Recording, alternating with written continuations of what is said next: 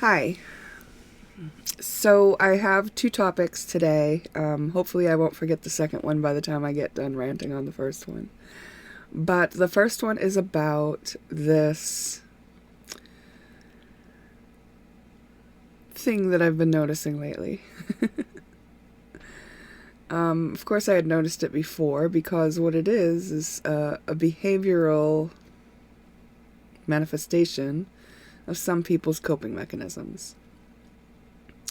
But it was brought to my forefront, and I haven't been able to let it go since I read, actually it was a TikTok that I watched, where these people actually read Reddit threads, I believe, that Am I the Asshole thread on Reddit, which is where people explain the situations that they're in to see what other people think, if they're the asshole or not in this situation.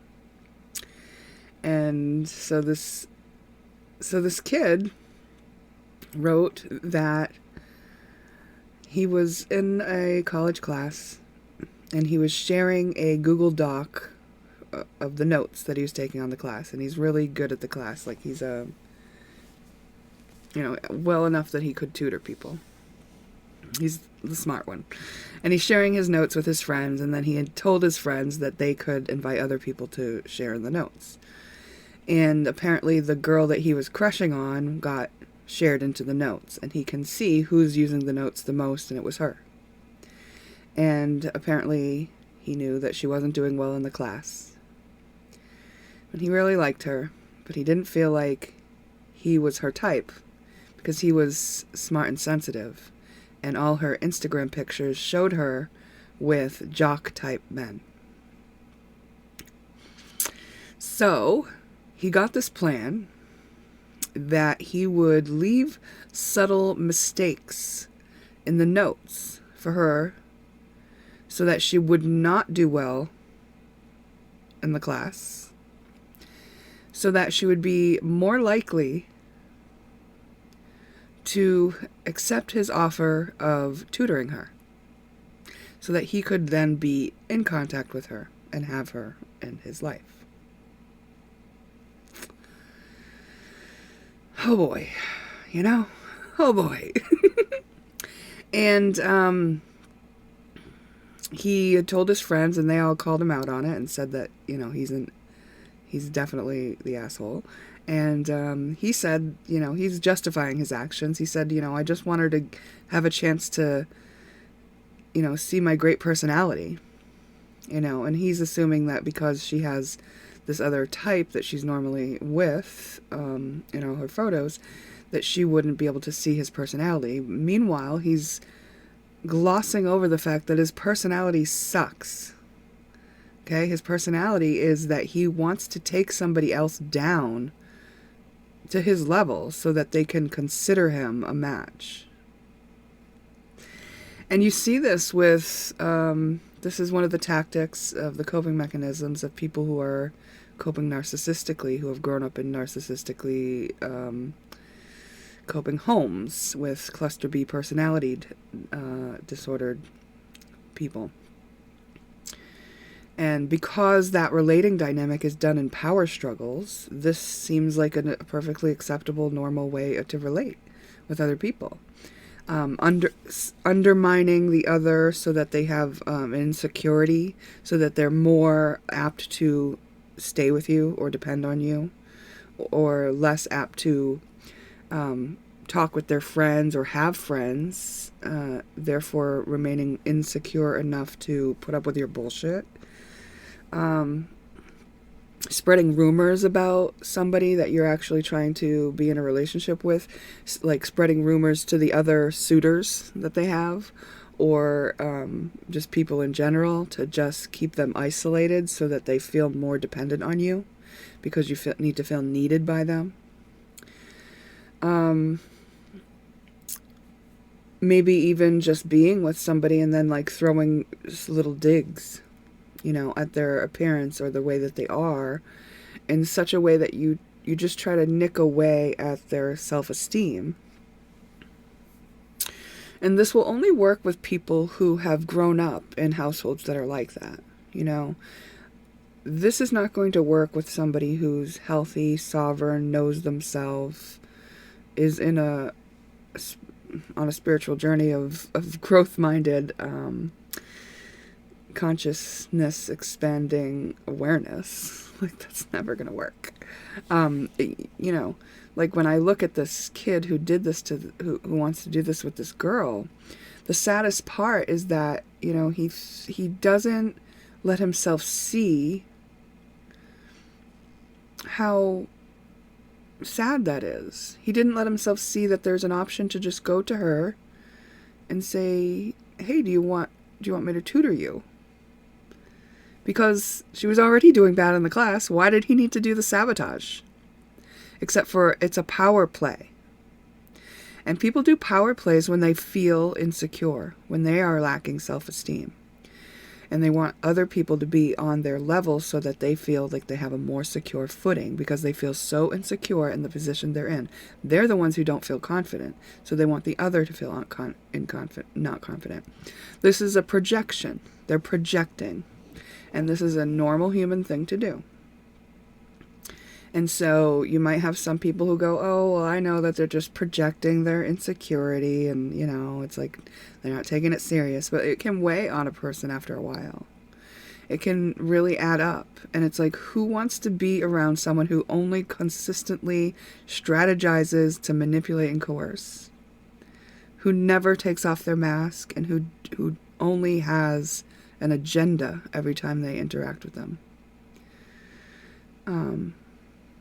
I think that it's so wonderful that a lot of people are taking their masks off, that are being more authentic, that are being so secure in themselves that they can be themselves. And this will eliminate their susceptibility to this kind of behavior. No one's going to put up with this if they're already standing in their own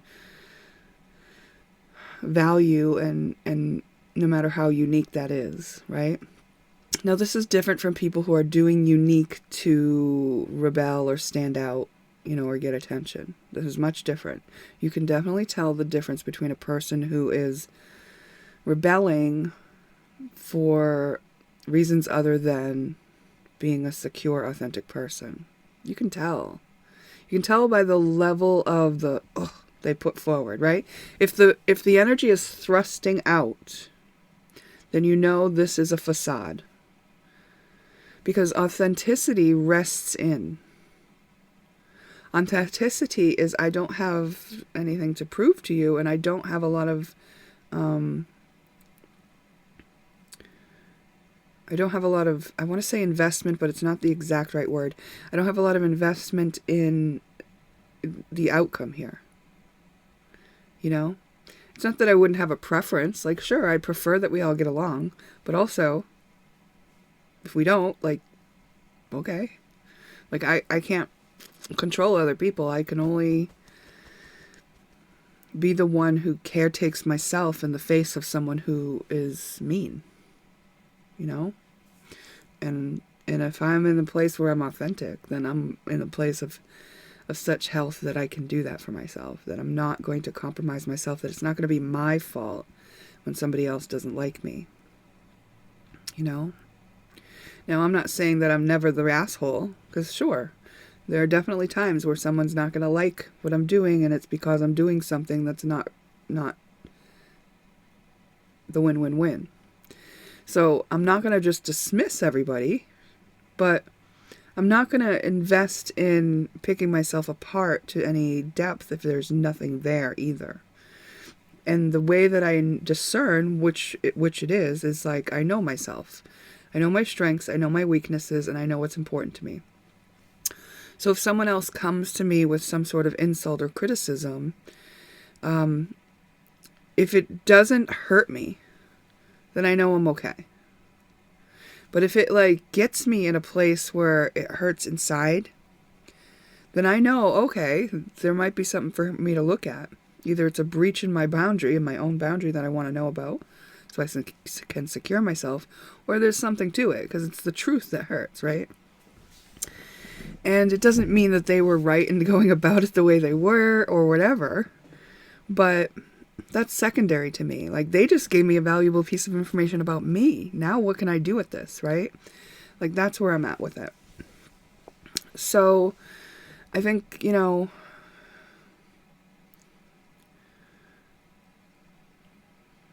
we know our own heart. We know what our intentions are. We know where we're coming from. But there is this place, this like space of gray that exists in people who are operating in black and white. And if they don't, so if this kid is justifying his behavior, like, as he thinks, excuse me, how else is she going to know that I'm a great person? Like, well, you're not acting like a great person. A great person doesn't sabotage the girl he likes so that she'll need him. That's ridiculous. It's not great. It doesn't look good on you. But you're not able to look at yourself.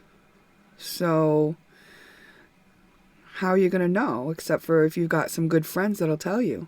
He's lucky that he does have some good friends that'll tell him. You know? And he's lucky that he feels comfortable enough to ask his friends. And he's lucky that he's a person that would ask the question, am I the asshole? So the kid, you know, he doesn't have nothing going for him. He has a lot going for him. He's not wrong. It's just that maybe he grew up in one of those households where power struggles were the way of relating. And he just got it in his head, you know, and now it's in his subconscious that this is the way you navigate life. And he needs to be checked on that. And he needs to check himself. You know, it's not that everyone else is right about it. It's like hopefully they'll give him the indication that there's something to look at in there. So that he can learn a more appropriate thing and like learn to work on his own self-esteem so that he can put himself in the position to actually come at face value to this girl. Right?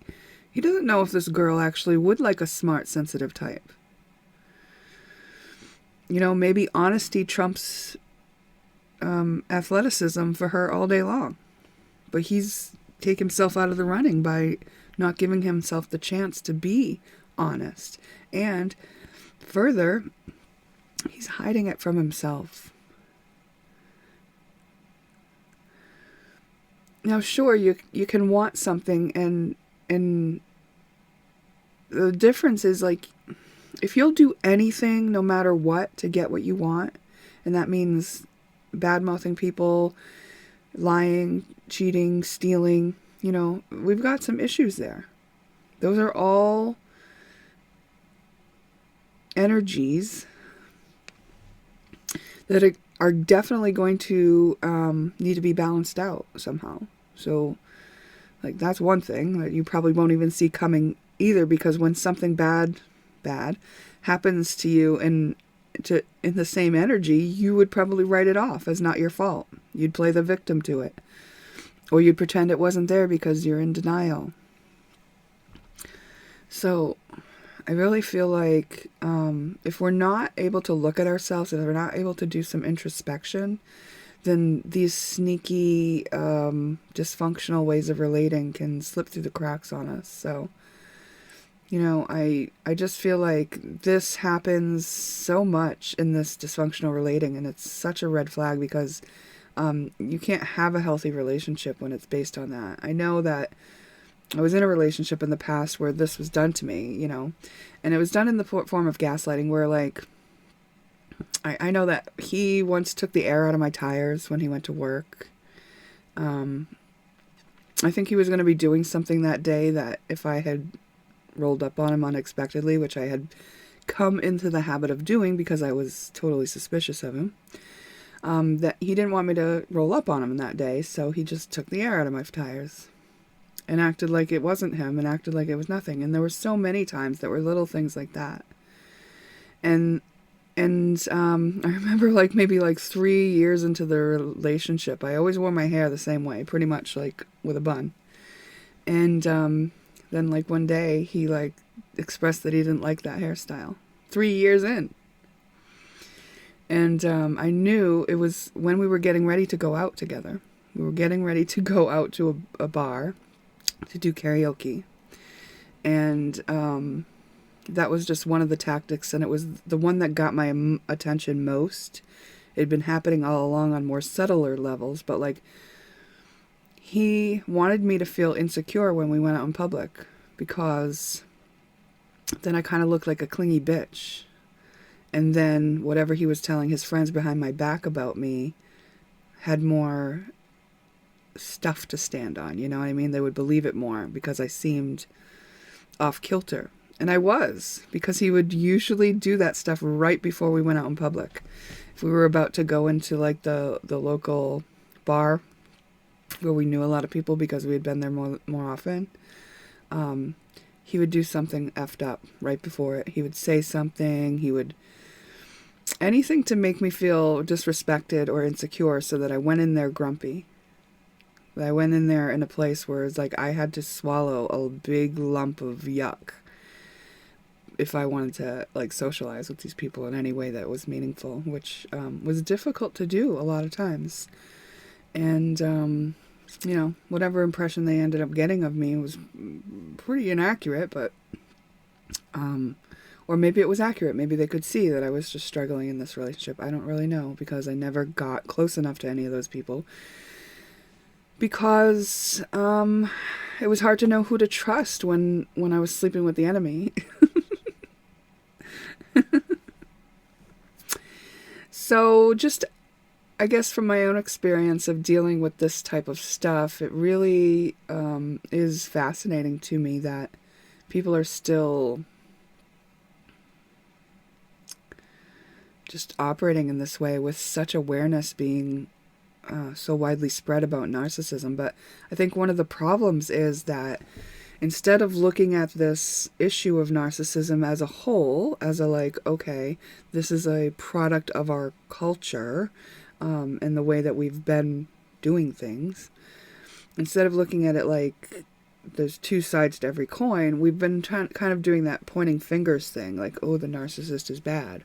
It's like, well, like I said, you know, in the example of this kid doing this to this girl with the notes, like, he probably grew up in a situation, and he probably it's gone below the level of his awareness, as smart as he is, because, you know, he's in a chemistry class. Like, if he's not doing psychology, then he might not, you know, become aware of it right away. He's got hormones, and he just likes this girl, and he sees something he wants, and he doesn't realize that it's very inappropriate.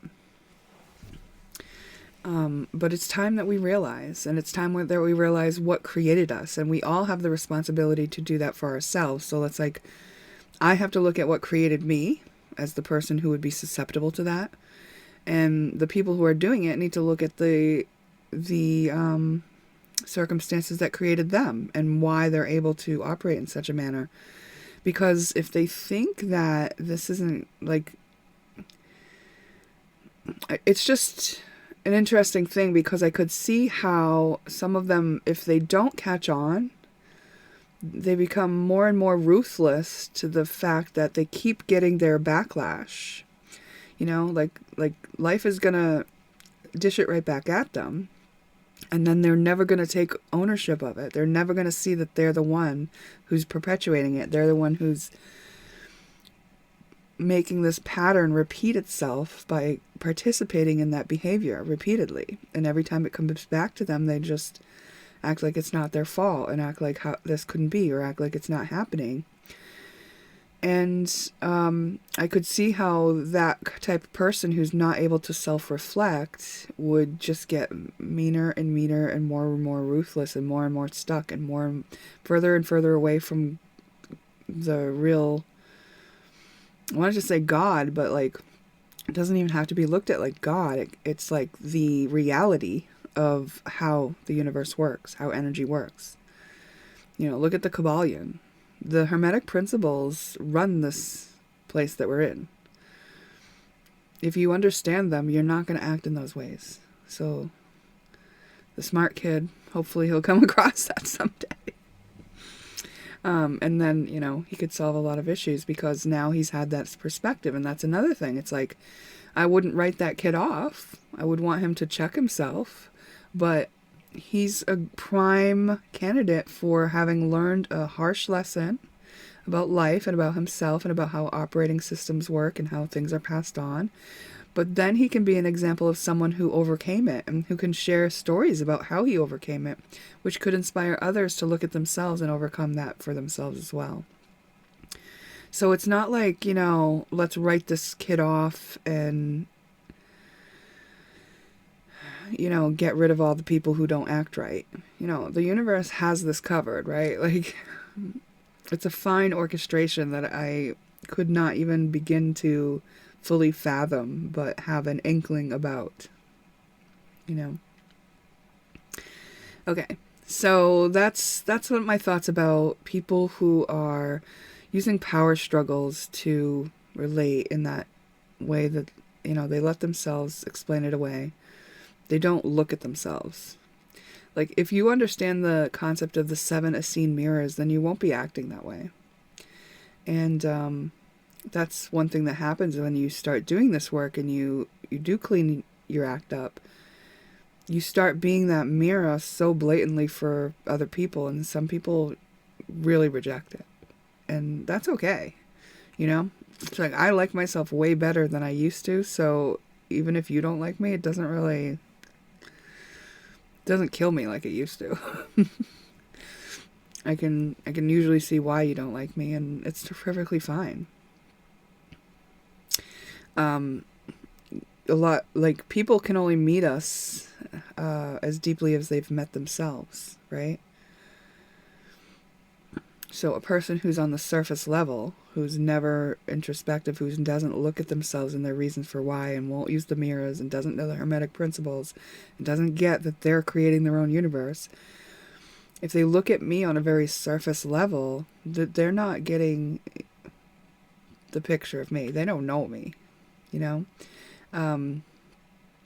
to go where I've gone, to do the work that I've done, you'd have to be able to appreciate depth. And this goes for anybody who's doing inner work, anybody who knows themselves, anybody who's looking inward. You don't get a picture of them if you're only dealing on the surface level, because they're probably just going to look weird to you on a surface level. Why? Because they're not in the box anymore. They broke out of the box. So if you look at them from within the box, all they look like is weird, because you're in the box. All right, the other topic. What was the other topic?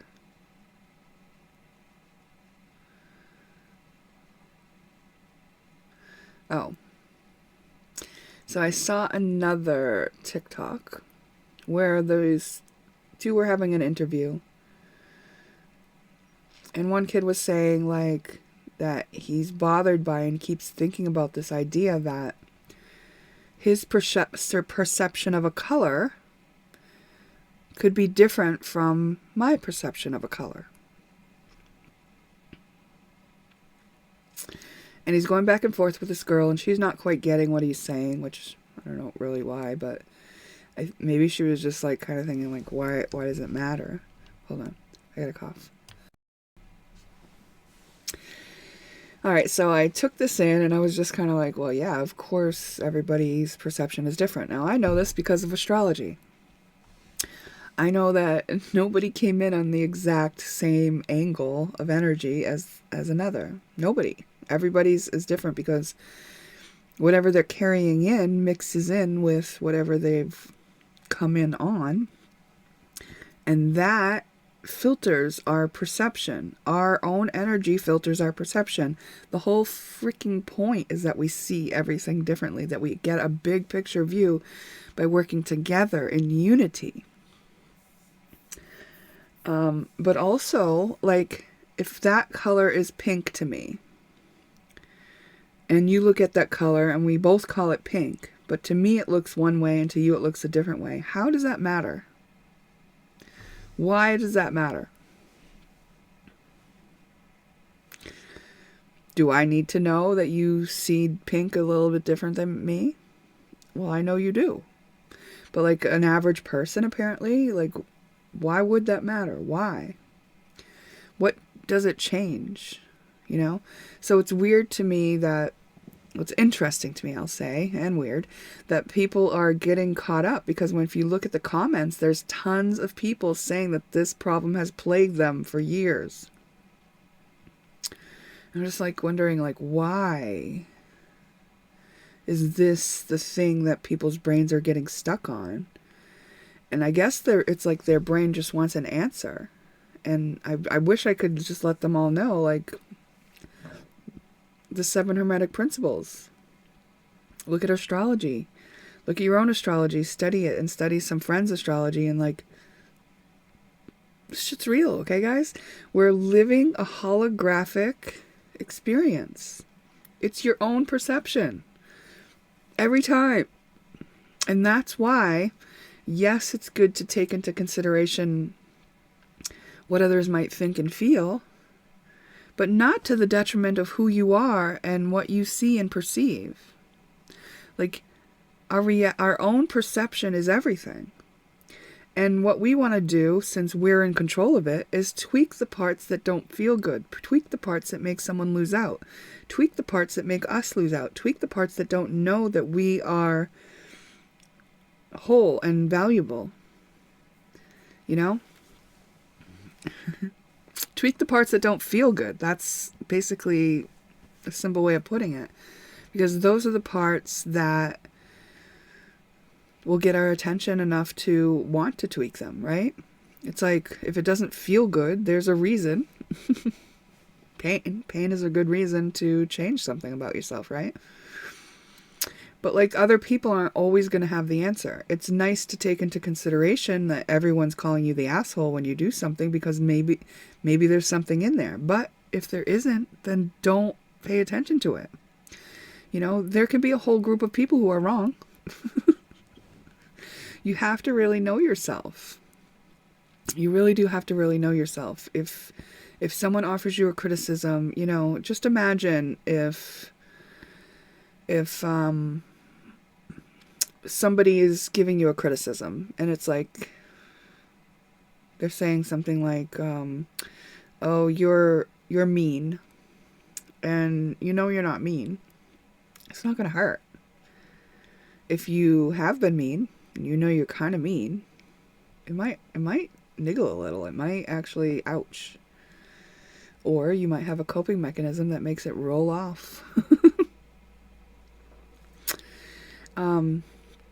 But if you have, like, you know, 25 people saying you're mean, and you don't feel anything about it, and you don't know that you're mean, and you don't think you're mean,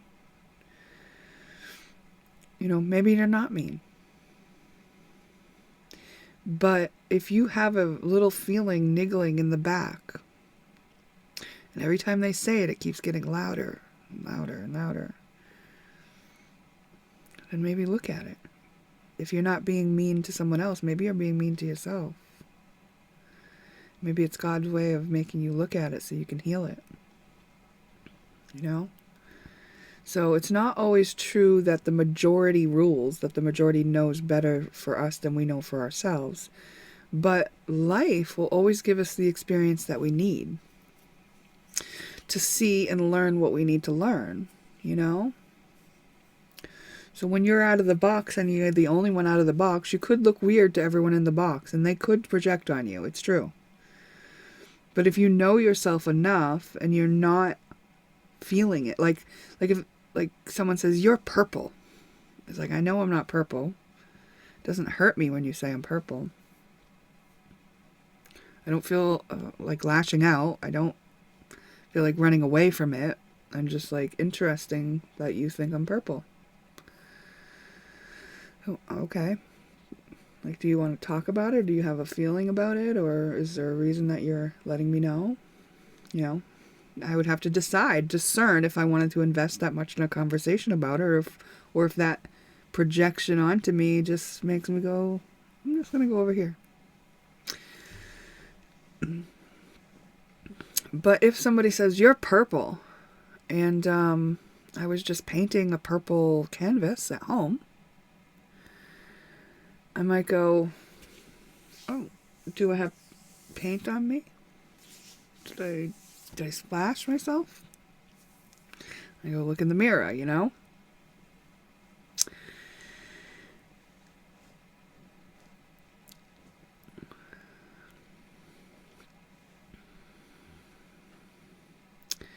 I think that for the average person in the operating system they're running, this is a good way to be able to navigate those things. And we do all see things differently. But if everyone can see the same thing, it still doesn't always mean that it's true. Because if everyone is in the box, they're all going to see out of that filter of that box. And in a society where we've been divided so that we can be controlled, some people are going to see through the lens of this box, and some people are going to see through the lens of this box, and that is oftentimes opposing. You know, they set up a whole political system based on opposition.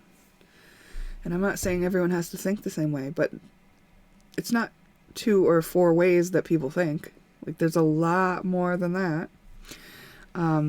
It's like, you know, it used to be just 2 parties, and now there are more parties, and that's because people are breaking out of the boxes.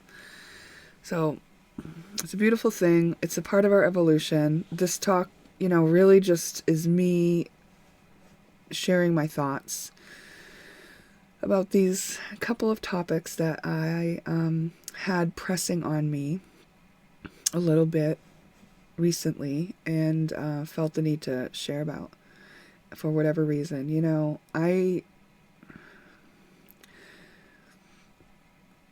don't come on here to rant for my own good. You know, I'm not trying to rally the troops behind my view or anything like that.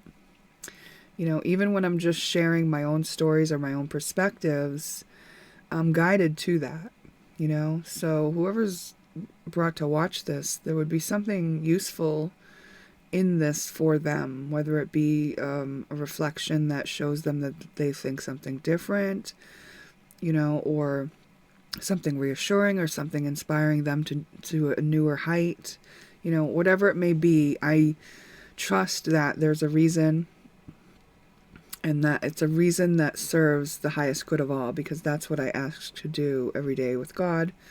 I've told God that I will be a tool for God, and that, you know, I'm not trying to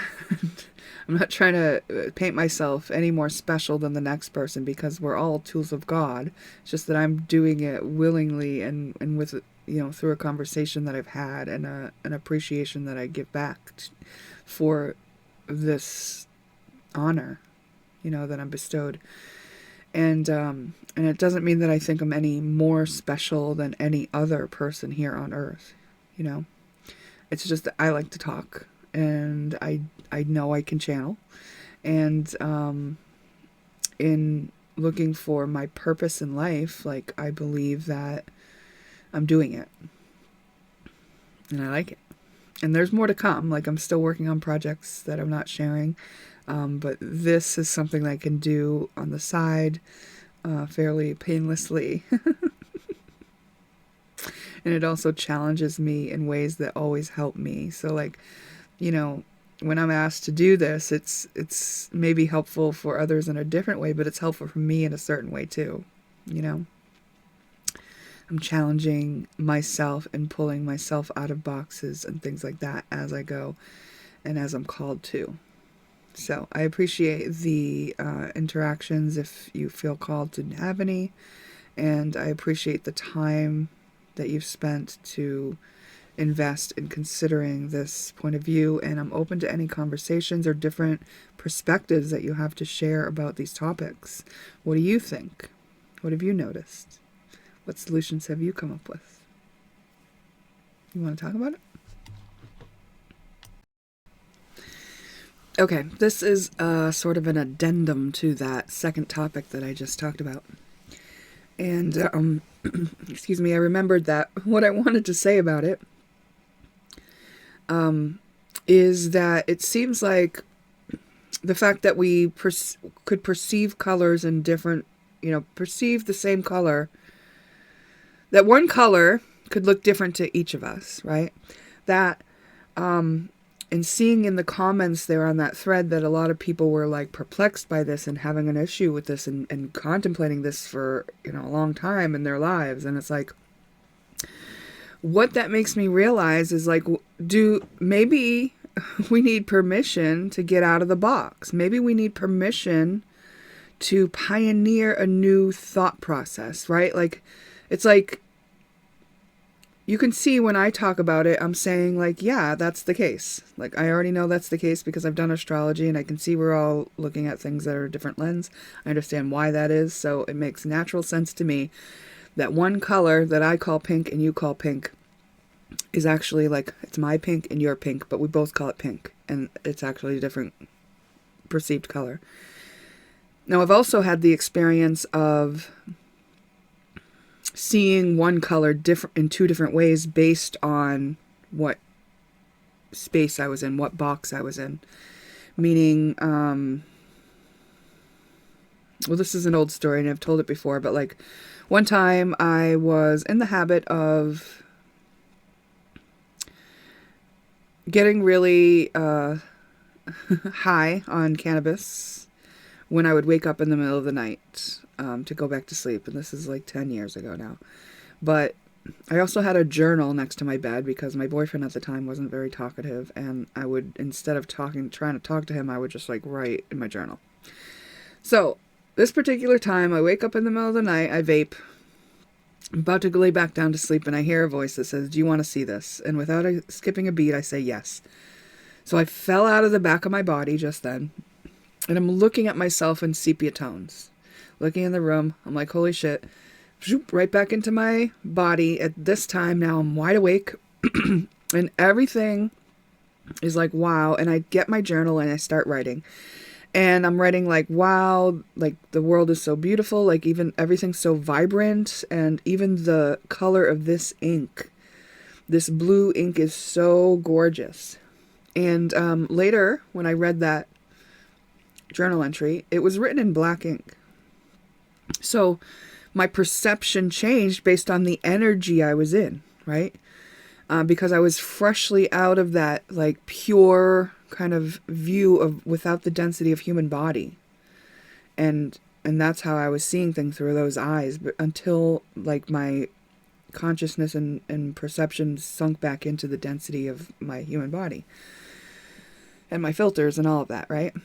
So it was just like a glimpse to kind of give me a bigger picture view about spirituality and, what I was doing here and the fact that, like, this really is, like, my spaceship and, like, it's beneficial because, like, you get to see all of these, like, vibrancy and beauty and, you have taste and you can create art and, like, just, being, it made me appreciate being human more. And I, just let me understand things and it was a magical experience and yada, yada, yada. But it helped me and gave me the confidence I needed to step out of the box on certain things, right? It's like, well, that wasn't an experience I heard everyone talking about. That wasn't something widely known and commonly understood. A lot of people who hear that might think that I was hallucinating or it was because I was high. And it's like, trust me, I smoked weed every day of my life for years before this time. Nothing like that ever happened. That's not how marijuana works. Like, so anyway, it just, excuse me. So what I want to say is like, what I see is when people are like capped on this, it's like they haven't given themselves permission to pioneer a new thought process. They're still looking around, waiting for other people to confirm that this is the truth, that it could be, that we could see colors in different ways. It's like, yes, we can, but I only know that because of the vantage point that I have, right? But I kind of can see how when you're in density, when you're living this life of like, being like everyone else and like the ego is kind of controlling you and all these coping mechanisms and you kind of want to fit in and stuff. It's like The idea of going out of that box with a pioneered thought, it could be very intimidating and scary. And I was just in awe of how many people are right there. They're like at the edge of the box, and they haven't been able to step out, and they're just like shoo, shoo, shoo, shoo, shoo, over and over in their head. And I just want to say, like, you have permission. Get out of the box, okay? You might follow this line of thought or experiment on it to find that you're wrong, and you may find that you're right, but either way, it's valuable. Either way, it's your experience, and it's yours to have, and it's you create this experience. If you're inspired to contemplate something like this, can you think of an experiment that could prove it or not? Can you figure out a way that we could know? And if you think it's valuable for us to know, and if it's not, just using that as a place where you step out of the box of whatever you've been in, whatever limitation you've been living under, and then you start going, oh, well, what else? What else could I question and find is there's a bigger awareness of than I have been living in? All right, so I think that is important, that we give ourselves and each other and here's me giving us all permission to step out of the box, to pioneer a new way, because we're all here for a reason, and we all have special talents and skills. And what we're drawn to from inside, the inner urge for us to follow a curiosity, is so, so telling for our path, That's so much more powerful than even like getting an astrology reading to find out your life path, or a numerology reading, or whatever these tools that we use to give ourselves some oomph or push in the direction of what our life purpose is. Following your inner urge trumps all of that every day, all day long. You're always going to be on the right path when you're going to listen to those inner urges. And when I say inner urge, I'm not talking about the lower density desires and lustfulness and things like that, okay? I'm talking about inspired ideas. I'm talking about things that come from the upper chakras, okay? Because if you follow the urges that you have from the lower chakras, the more animal instincts, right? Like, you could get yourself in trouble, you could hurt yourself or someone else. We are in an evolution of humanity. And so this and also those are not out of the box. Trust me, lust, desire, it's in a fucking box. I'm talking about when you have the chance to break out, when you're going higher, when you're going bigger, when you're going genius, when you're going like inspired.